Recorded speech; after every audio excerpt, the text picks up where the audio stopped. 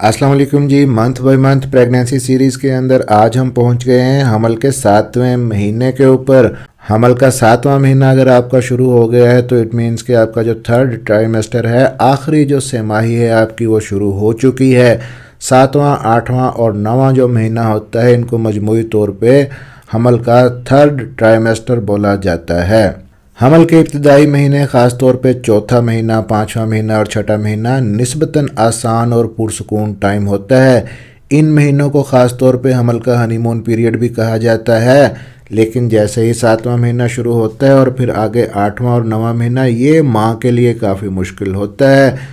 7वें महीने के आगाज़ के साथ ही माँ के लिए कुछ बहुत ज़्यादा एहतियात परहेज़ करना ज़रूरी हो जाते हैं। दवाइयों के हवाले से भी ख़ास एहतियात की ज़रूरत होती है। अगर इनमें से ज़रा सी भी कोताही हो जाए तो माँ और बच्चे दोनों के लिए नुकसानदेह हो सकता है, क्योंकि ये वो महीना होता है जब बच्चे की नशोनुमा इंतहाई तेज़ी से हो रही होती है। लिहाजा 7वें महीने के अंदर इन तमाम बातों का ख्याल रखना ज़रूरी है, जो इस वीडियो में आपके साथ डिस्कस करूँगा। मेरा नाम है डॉक्टर ताहिर, चैनल है आपके लिए डॉक्टर हेल्पिंग हेल्थ, सब्सक्राइब ज़रूर कर लीजिएगा। अब जी, हमल के 7वें महीने को वायबिलिटी एज भी कहा जाता है, यानी अगर इस महीने के अंदर आपके बच्चे की पैदाइश हो जाती है तो उसे आईसीयू के अंदर रख के बचाने की कोशिश की जा सकती है। 25 से लेकर 30 हफ्ते के दरमियान का ये दौरानिया होता है। हमल की पेचीदगियों का इम्कान भी इस महीने में बढ़ जाता है। अगर हम बच्चे की नशोनुमा की पहले बात कर लेते हैं तो 7वें महीने के अंदर आपका जो बेबी है उसका वज़न 1 किलो या इससे भी ज़्यादा हो सकता है, और बच्चे की जो लंबाई है सर से लेकर पाँव तक तकरीबन 46 सेंटीमीटर तक हो सकती है।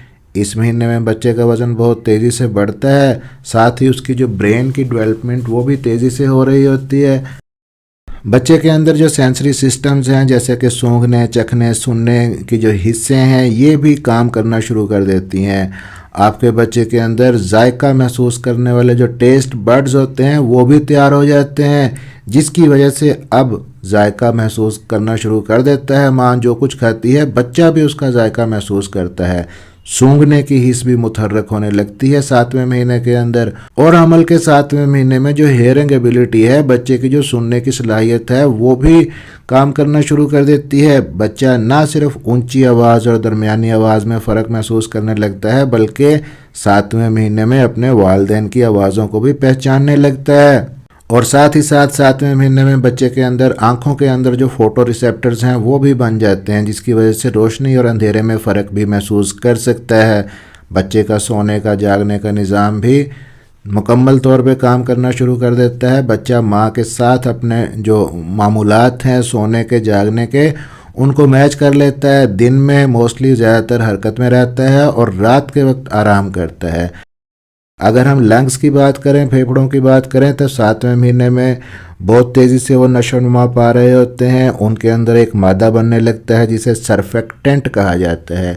अब ये जो सरफेक्टेंट है फेफड़ों को सिकुड़ने या चिपकने से बचाता है, और फेफड़े अगर सिकुड़ जाएं तो दोबारा खुलने के लिए भी ये मादा ज़रूरी होता है। इसलिए अगर किसी खातून के अंदर प्री टर्म लेबर का ख़तरा है, वक्त से पहले पैदाइश होने का ख़तरा है, तो डॉक्टर कोशिश ये करते हैं कि 7वें महीने में उन्हें स्टीरॉयड का इंजेक्शन दे दें, ताकि बच्चे के फेफड़ों के अंदर सरफेक्टेंट की पैदावार बढ़े और डिलीवरी के बाद उसके ज़िंदा रहने के चांसेस भी बढ़ जाएं। अब जी, एक और मज़े की बात आपको बता दूं कि हमल के 7वें महीने के अंदर बच्चे की स्किन से रिलेटेड कि बच्चे की जिल्द का रंग कैसा होगा, मेलानिन पिगमेंटेशन कितनी होगी, ये भी डिसाइड हो चुका होता है कि अब आपका बच्चा काला होगा, गोरा होगा या सांवला पैदा होगा। उसकी जो जेनेटिक मेकअप है वो तय हो चुका होता है 7वें महीने के अंदर। फिर 7वें महीने के अंदर खुदा ना खास्ता एक पेचीदगी भी हो सकती है। बच्चे के दिमाग के अंदर पानी ज़्यादा जमा हो सकता है, जिसको हाइड्रोसेफलस कहते हैं। ये अगरचे कम ही होता है ऐसा, लेकिन फिर भी अल्ट्रासाउंड चेकअप जब आप करवाती हैं तो आपको पता चल जाता है कि अगर इस किस्म का कोई प्रॉब्लम है। और 7वें महीने में बच्चे की हरकत अगर उसकी बात करें तो अक्सर ख़वातीन ये शिकायत करते हैं जी कि 7वें महीने के अंदर अब बेबी की जो मूवमेंट है उनको पहले जैसी महसूस नहीं होती। तो याद रखिएगा कि हमल के 7वें महीने में बेबी की जो मूवमेंट है पहले जैसी नहीं होगी, उसका पैटर्न चेंज हो जाएगा। पहले बच्चा पूरा घूम जाता था आपके पेट के अंदर, लेकिन अब सिर्फ करवट ही मुश्किल से लेगा, वही हरकत आपको महसूस होगी या उसके किक मारने की हरकत आपको महसूस होगी। उसकी रीज़न ये है कि यूट्रस का साइज़ जितना बढ़ना था ऑलमोस्ट बढ़ चुका है, लेकिन बच्चा तेज़ी से बढ़ रहा है। बच्चे के पास अब हरकत करने के लिए जो जगह है वो कम हो गई है, और इस कम जगह के अंदर वो लिमिटेड मूवमेंट्स ही कर पाता है, किक्स वगैरह ही कर सकता है। तो इसलिए अगर आपको सिर्फ किक्स ही महसूस हो रही हैं तो फिक्र करने की बात नहीं। अब अगर माँ की बात करें, 7वें महीने में माँ के जिस्म के अंदर कौन सी तब्दीलियाँ आती हैं। चूँकि बच्चा तेज़ी से बढ़ रहा होता है, माँ का पेट भी अब नुमायाँ होने लगता है, माँ का वज़न भी तेज़ी से बढ़ने लगता है, और तमाम तब्दीलियों की वजह से माँ के लिए कुछ चीज़ें, कुछ काम करने मुश्किल हो जाते हैं, जैसे कि झुकना, आगे से कोई चीज़ उठाना, आगे झुक के, इसी तरह तेज़ तेज़ चलना उसके लिए मुश्किल हो जाता है। हाथों पैरों में सूजन आ सकती है, चेहरे के ऊपर भी थोड़ी बहुत सोज आ सकती है। अगर हाथों पैरों चेहरे के ऊपर मुसलसल सोजन रहती है तो ब्लड प्रेशर लाजमी चेक करवाना चाहिए। कुछ खवातीन को 7वें महीने के अंदर एक टांग के अंदर शदीद किस्म का दर्द शुरू हो सकता है, जिसको शियाटिका पेन कहते हैं। ये उस वक्त होता है जब यूट्रस के साइज़ बढ़ने की वजह से शियाटिक नर्व के ऊपर दबाव पड़ने लगता है, और ये दर्द अमूमन ज़्यादातर खवातीन को दाएं टांग के अंदर होता है, क्योंकि कुदरती तौर पर जो यूट्रस का झुकाव है वो दाएं तरफ होता है। बाजू और टांग भी सुन्न हो सकते हैं, उनके अंदर सुइयां सी चुभने का एहसास हो सकता है।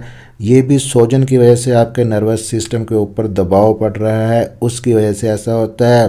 फिर हमल के 7वें महीने में ब्रेस्ट के अंदर भी सोजन आ सकती है, और निपल के इर्द गिर्द का जो एरिया होता है डार्क कलर का, जिसको एरियोला कहते हैं, वो भी थोड़ा ज़्यादा गहरा हो जाता है। उसके ऊपर कुछ टुबरकल्स बनना शुरू हो जाते हैं, हल्के हल्के दाने से, उभार से, जिनको मंटगमरी टुबरकल्स बोला जाता है। और साथ ही साथ दूध की पैदावार भी शुरू हो जाती है। कुछ खवातीन को इवन के ब्रेस्ट मिल्क की लीकेज भी महसूस हो सकती है 7वें महीने में। और 7वें महीने के अंदर एसिडिटी ज़्यादा बढ़ सकती है, आपके मैदे के अंदर तेज़ाबियत बढ़ सकती है, क्योंकि मैदे के अंदर जगह बहुत ही कम रह गई है, यूट्रस ने ऊपर की तरफ पुश कर दिया आपके स्टोमक को, इसकी वजह से आपको एसिडिटी हो सकती है। बाज़ खवातीन को हमल के 7वें महीने में कब्ज़ या पाइल जैसी शिकायत हो सकती हैं, बवासीर जैसी शिकायत हो सकती हैं। तो उसके लिए ज़रूरी होता है कि आप एक तो पानी का इंटेक ज़्यादा रखें, और दूसरा फाइबर वाली डाइट लें, जैसा कि सलाद, सब्जियों का, वो आप दोपहर के वक्त लाजमी इस्तेमाल करें।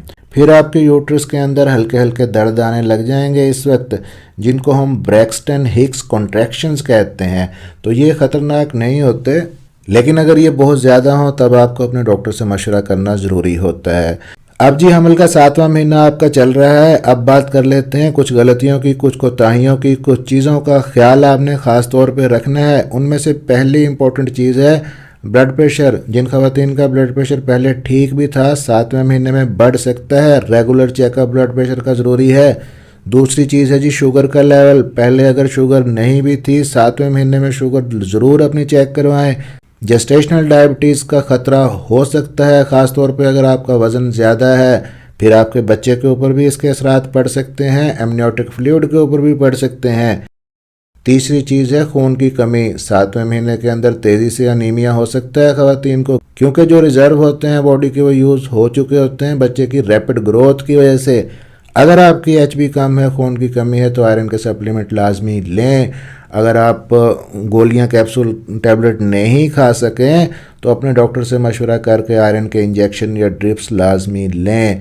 फिर नेक्स्ट चीज़ है जी, 7वें महीने में वेजाइनल इन्फेक्शन का ख़तरा भी बढ़ जाता है। अगर आपको ख़ारिश रहती है, जलन रहती है वेजाइना के अंदर, या एबनॉर्मल किस्म का, स्मेली किस्म का डिस्चार्ज आता है, तो याद रखिएगा इन्फेक्शन हो सकता है। फ़ौरन डॉक्टर से कंसल्ट करना है। अगर इन्फेक्शन हो गया तो पानी की थैली फट सकती है, प्री टर्म लेबर हो सकती है, वक्त से पहले डिलीवरी हो सकती है, लिहाजा इन्फेक्शन से बचना ज़रूरी है। अगरचे 7वें महीने के अंदर अगर बेबी डिलीवर हो जाता है तो अच्छी नर्सिंग केयर और न्यूनेटल यूनिट के अंदर रख के बच्चे को बचाया जा सकता है, लेकिन फिर भी प्री टर्म डिलीवरी से बचना ही बेहतर है।